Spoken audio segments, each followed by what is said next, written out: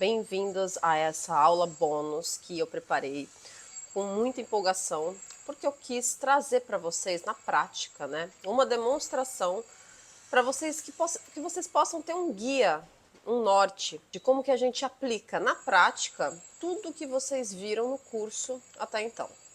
Tudo que vocês viram nesses 5 módulos riquíssimos em conteúdo, com muito conteúdo, como vocês puderam observar.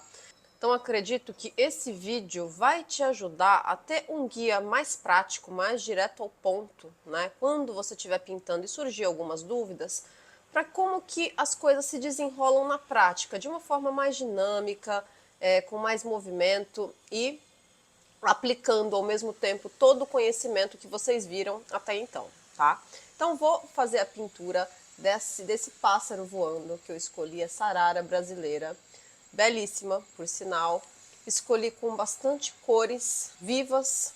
Para quem ama cor, vai amar essa aula. Apesar de eu estar demonstrando com um pássaro, né, com um animal, uma ave em movimento, tudo que vocês vão ver nessa aula, vocês aplicam para tudo no mundo da pintura. Em especial para elementos da natureza, para flores, para qualquer tipo de animal. Também aplica para figuras humanas e em geral tudo, tá? Mas os amantes de natureza vão gostar muito dessa aula e vão aproveitá-la muito para todos os elementos que vocês possam encontrar na natureza, tá? Porque tudo que eu vou, a forma como eu vou reproduzir, né, os elementos, o fundo que ele tem uma mescla de tons de verde, o pássaro que eu também escolhi com cores predominantemente primárias para que vocês possam trabalhar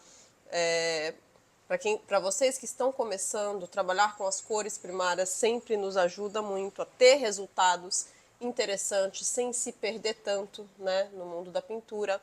Então essa aula bônus ela tem esse objetivo de te trazer um conteúdo prático de como tudo que você aprendeu até então nesse curso, de como tudo isso é feito na prática e te traz um resultado lindo, onde você vai conseguir se orgulhar de você mesmo, você vai conseguir executar com mais eficiência, com mais agilidade, você vai colher resultados e se deliciar com o resultado da pintura que você vai conseguir produzir depois dessa aula. Vou fazer essa demonstração no papel, tá? No meu bloco de papel Canson de gramatura 300, preparado com gesso acrílico, tá? Conforme eu expliquei na aula de papéis. Mas você pode fazer na tela tranquilamente, com ou sem essa preparação, tá? Pode ser direto na tela, que ela, lógico, a tela ela geralmente já vem com a preparação básica para que o tecido se torne tela. Você não precisa acrescentar mais gesso ou cola ou qualquer preparação se você não quiser, tá bom? E se você quiser prepará-la, eu ensino preparação mais uma vez na aula de telas e materiais.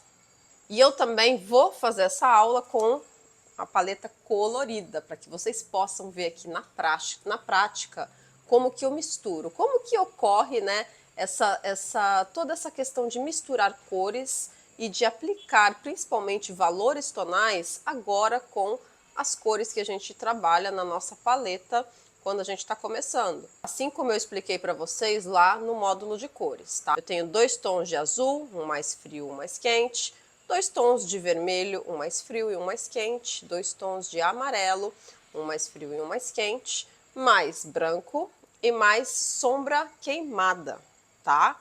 Ah, gente, aqui vou aproveitar para falar um pouquinho também sobre essa organização da paleta, tá? A forma como a gente organiza o nosso godê, a nossa paleta, ela determina muito no resultado final que a gente vai ou não vai conseguir trazer para a nossa pintura, tá? O que isso significa? Que a gente não coloca de uma forma aleatória, existe um porquê a gente coloca toda essa transição de cores do jeito que está aqui, que eu vou te explicar. Tá? Eu acredito que vale vocês, quem está começando, principalmente, utilizar essa organização conforme eu vou sugerir aqui para vocês. E depois de um tempo, quando você já tiver prática, domínio, se quiser fazer alguma alteração nessa questão de ordem de cores na paleta, fica a seu critério. Mas principalmente para quem está começando, eu aconselho a não fugir disso. Eu pinto há 5 anos, eu não fugi disso até hoje, tá? Só para vocês terem uma ideia, porque toda vez que eu tentei fugir, não foi melhor do que isso aqui que a gente tem hoje, tá? Então, vamos lá. Por que as cores são organizadas dessa forma, tá? De trás para frente, do mais escuro para o mais claro, do mais frio para o mais quente, tá? Basicamente é isso que vocês precisam saber. Então, aqui eu dispensei o preto e utilizei o sombra queimada, tá? E eu vou explicar melhor para vocês como que a gente vai fazer esses tons praticamente pretos que a gente tem, principalmente aqui no bico dela. Marrom muito escuro, mas que na foto, por conta da sombra, já tem uma sensação de preto, tá? E algumas partes ali do fundo, que ela foi pegando um fundo bem escuro, que parece preto nessa foto, porque a foto aqui impressa, se vocês olharem lá no nosso banco de imagens e na imagem que eu deixei lá, que eu vou deixar para vocês essa foto, vocês vão ver que na mídia digital, no celular ou no computador, esse fundo ele é bem mais claro do que parece aqui no material impresso que vocês estão vendo nesse vídeo, tá bom? Mas o que a gente tem de sensação de preto aqui é um pouquinho no olho e um pouquinho no bico dela. Como a gente vai chegar nesse preto? Vamos chegar, tá? Só que misturando as cores que a gente já tem aqui, sem utilizar o preto puro, tá bom? E eu já vou explicar para vocês. Eu vou agora começar a pintar a minha imagem partindo da construção base, né, que é o primeiro pilar que vocês viram ali no módulo 3 e vou seguir à risca aquele passo a passo. Eu observei a imagem e eu noto de primeira, propriamente dito, que ela tem um fundo muito mais escuro do que o elemento principal, né? Tem alguns pontos desse elemento mais escuros, como essa parte aqui da asa dela. Cerra seus olhos, se afasta um pouquinho da tela para você conseguir enxergar melhor o que eu estou te falando, né? Tem alguns pontos de valores tonais mais próximos, embora não iguais, mas mais próximos da escuridão desse fundo, tá? Então, que parece que um pouco, se eu cerrando os olhos, que essa pena se confunde ali, talvez com o fundo um pouco.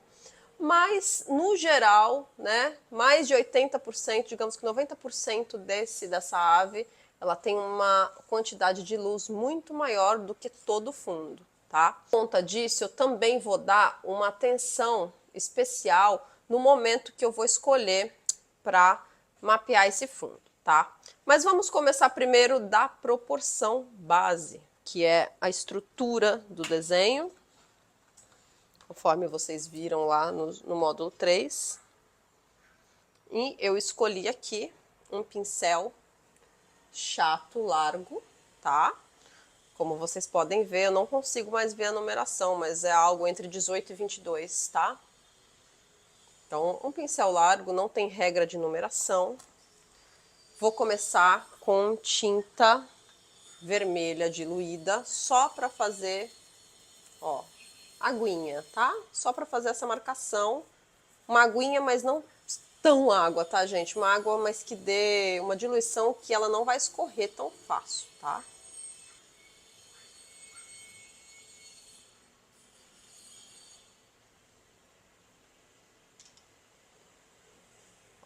Vou começar marcando aqui.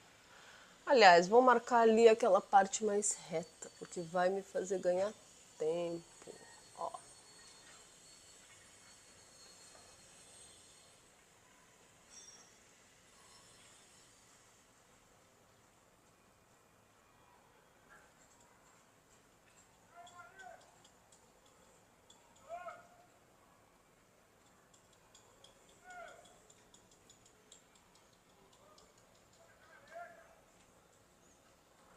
Marco reto.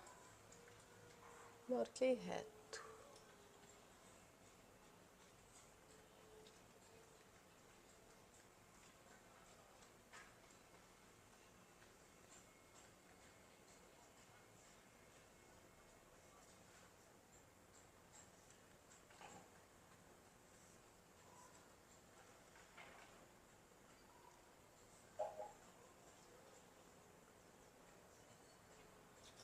Aqui, ó. Vou escolher passar reto. Fiz ali uma marcação do bico, mas eu vou escolher, ops, passar reto.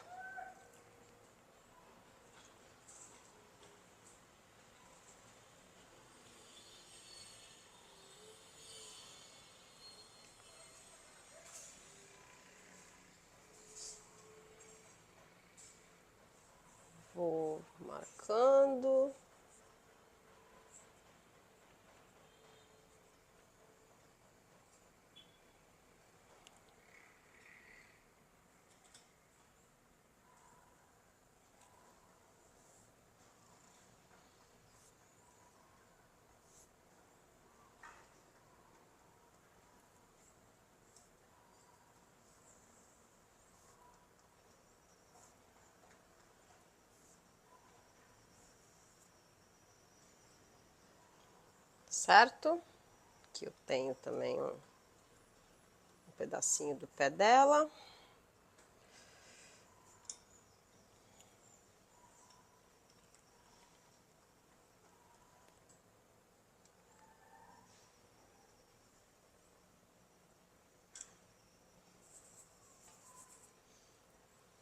E vou aos recortes agora menores.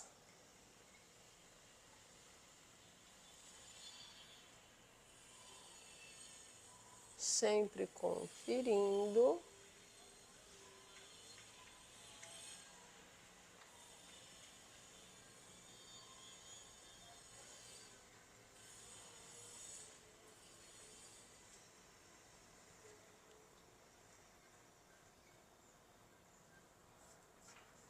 Ó, aqui eu gosto de ter um paninho, tá? Para poder apagar algumas correções que eu queira fazer, tá? Vou dar uma baixada aqui nela.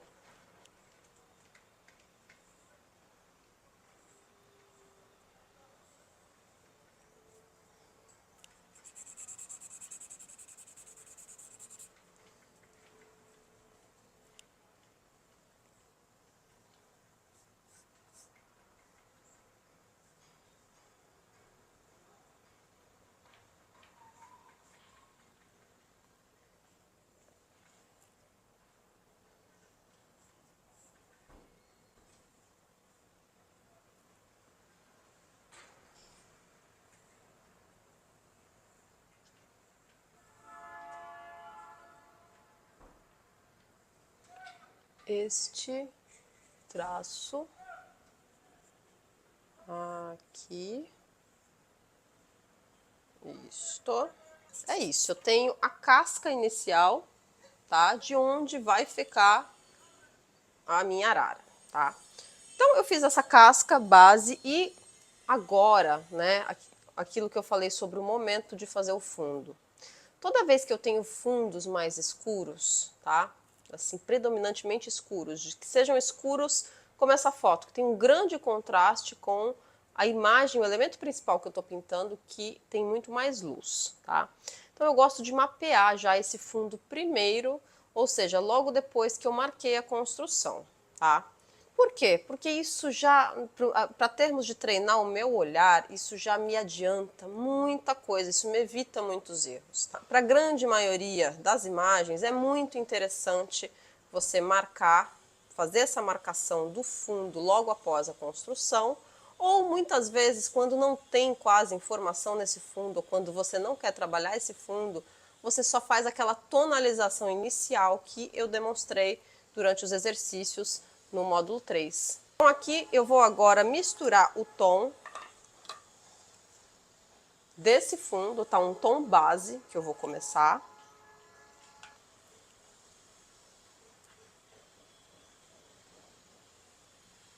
Pra gente chegar nessa combinação de verdes, tá? Então eu coloquei aqui um pouquinho de azul ultramar, um pouco de amarelo ocre, tá? Esse fundo não tem vivacidade, como vocês podem ver. Então eu tô trabalhando aqui com as cores nas versões mais frias, tá? Menos vibrantes.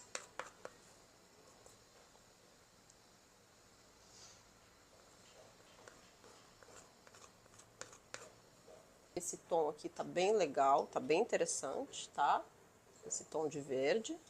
Eu vou aumentar aqui a quantidade de tinta na minha paleta, que eu vou usar uma quantidade maior. Sempre muito interessante, tá, gente? Coloco a espátula lá na minha imagem de referência. Isso me faz ter uma noção melhor se o meu tom, se o meu valor tonal tá ok, tá? E se a minha cor também tá ok. Aqui eu escolhi um pincel ainda mais largo, tá? Como vocês podem ver, um bem grandão mesmo, ó. Tá? E uma dica interessante, tá? Para quem quer compor um fundo um pouco mais abstrato, tá? Se você não gosta de abstrato, você vai pintar esse fundo inteiro, simplesmente blocar com uma cor base escura tudo que está de fora da casca da arara, tá? Mas para você que gosta desse estilo, né, que eu particularmente sou muito fã, de construir um pouco de abstrato, trazer uma pincelada mais aparente, né, para sua pintura, uma boa dica que eu recomendo, tá, nessa hora, usar um pincel largo e movimentos mais retos e maiores. Vamos investir, ó, em movimentos maiores e ó, o jeito que eu tô pegando no pincel, tá? Eu não tô fazendo isso aqui. Eu tô pegando com ele de uma forma mais bruta, mais rudimentar, como uma criança pega mesmo, tá? Ó. Então, ó, eu vou explorar bem esses movimentos mais diretos, tá?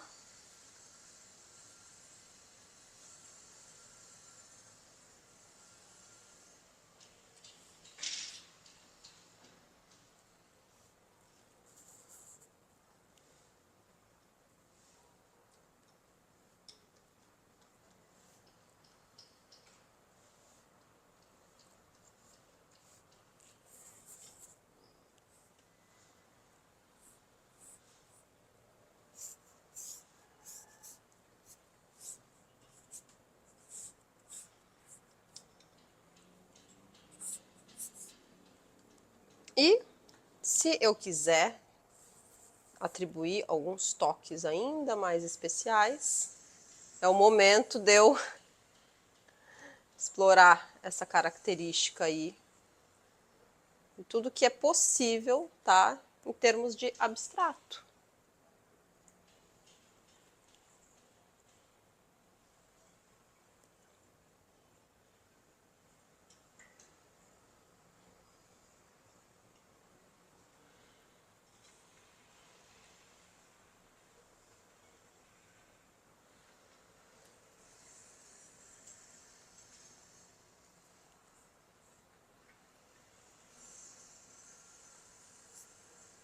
E acredito que vai ser isto aqui, tá, gente?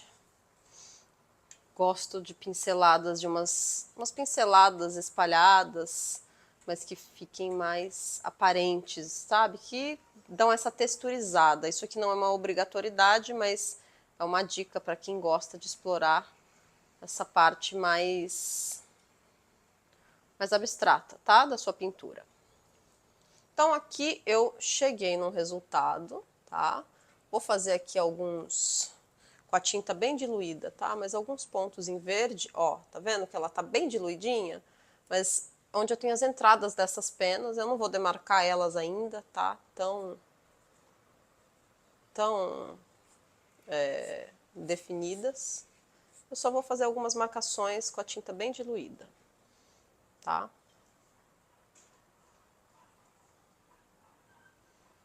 E isso aqui, por enquanto, vai ser suficiente.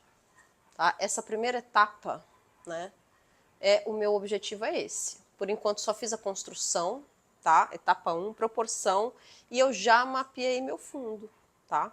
Já separei, eu mapeei, eu não terminei ele ainda, mas essa separação, percebam, quando eu já tenho um fundo escuro, eu já tenho uma sensação de boa parte da minha pintura já está um pouco mais próxima com a imagem de referência. Eu não fico tão distante, tá? E eu consigo, o meu olhar consegue equilibrar muito melhor a questão de trabalhar valores tonais. Então, por isso, especialmente também por isso, eu recomendo, sempre que tiver os fundos, especialmente os escuros, mapeia ele antes de começar a separação de luz e sombra, tá? Mapeia ele logo depois da proporção, porque você vai ganhar muito em termos de conhecimento, em termos de treino do seu olhar. Eu fiz um mapeamento, como vocês puderam ver, com a tinta mais diluída. Agora, eu estou pegando a mesma tinta que eu já fiz, tá? E eu vou pincelar as partes, né, mais escuras desse fundo. Então aqui eu estou, como vocês podem ver, eu vou observar, dá para ver que esse fundo tem pelo menos aí uns 2 tons, tá? Um se fundindo no outro, que geram outros, mas pelo menos 2 tons base, sendo um mais escuro e outro mais claro, onde vocês veem o verde até mais aparente, tá? Então eu tô mapeando aqui esse fundo mais escuro.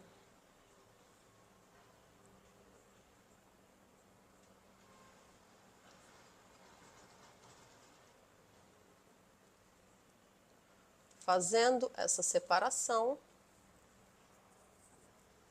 para que eu ganhe mais um pouco ainda lá na frente.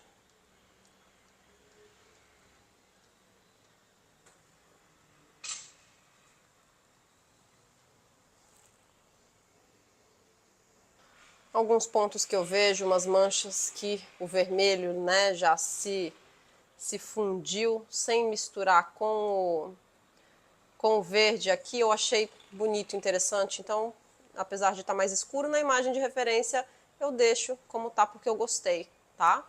Porque, novamente, a imagem de referência ela é só um ponto de partida, ela não é o nosso ponto final de chegada.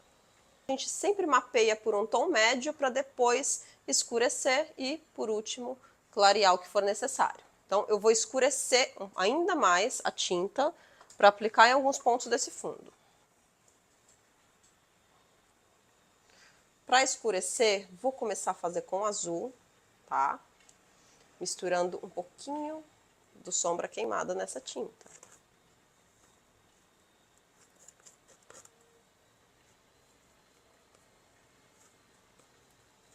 Para vocês verem aqui, mais uma vez, como não tem necessidade de usar preto.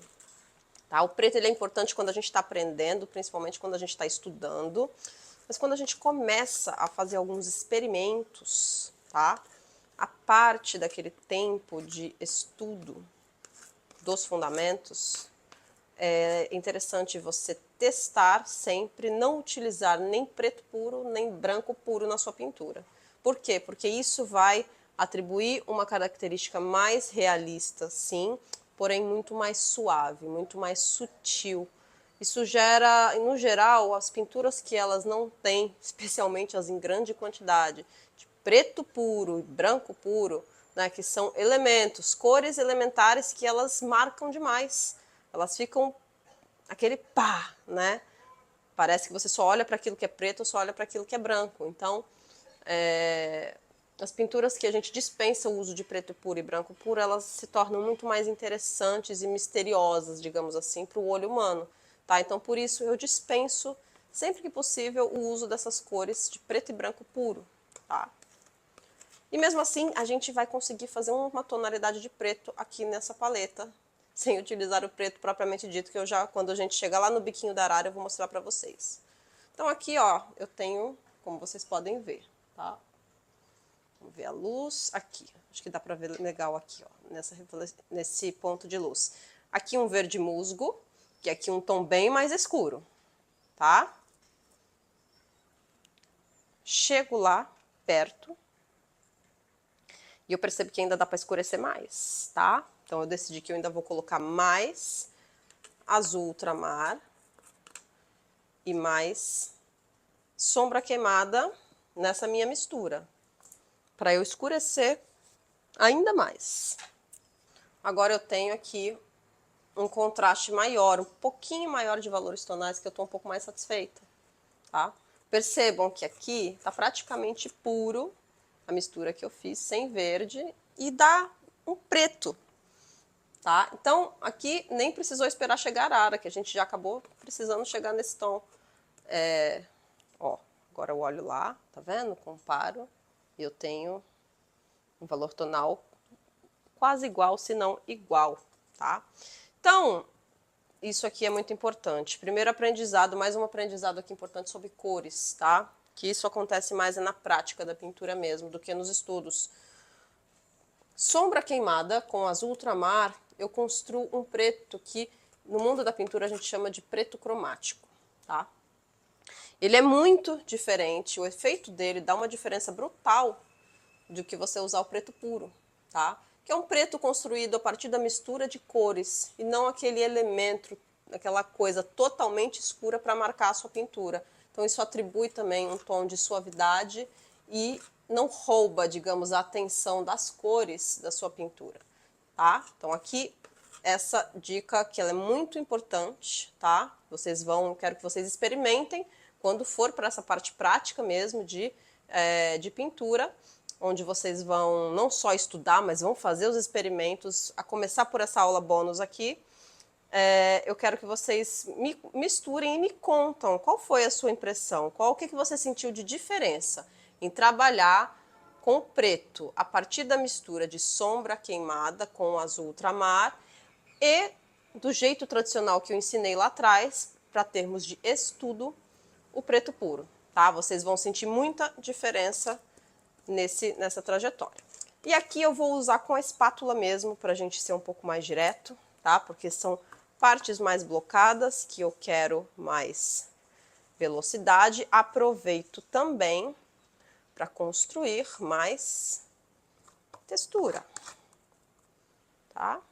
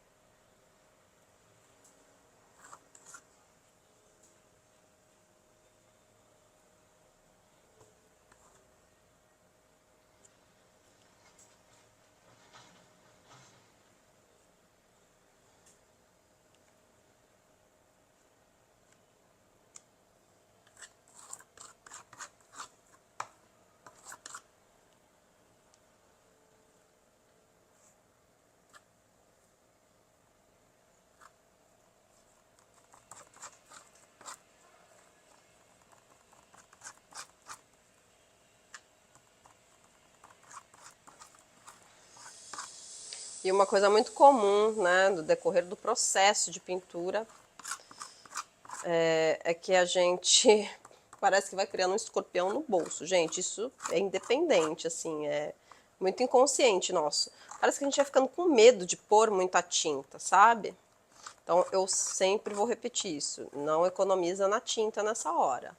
Coloca a tinta na paleta, sobrou, a gente guarda, armazena, arruma um potinho, a embalagem do creme que acabou, do shampoo, mas taca tinta nessa paleta, tá? Senão a gente não sai do lugar, não evolui nunca, tá? Opa. Ok. Eu dei aqui algumas texturizadas, tá? Misturando agora um pouco do verde. Eu tô brincando com esse fundo, tá? Brincando realmente com essa questão de construir algo mais abstrato.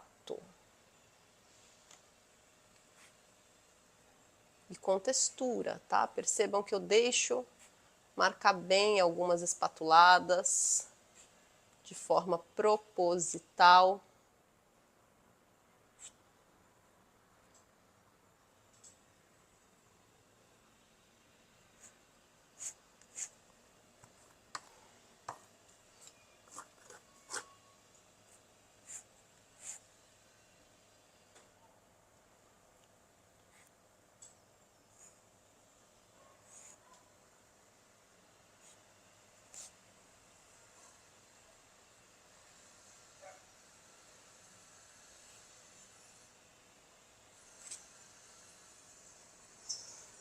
Essa parte da pintura, ela é realmente muito intuitiva, tá?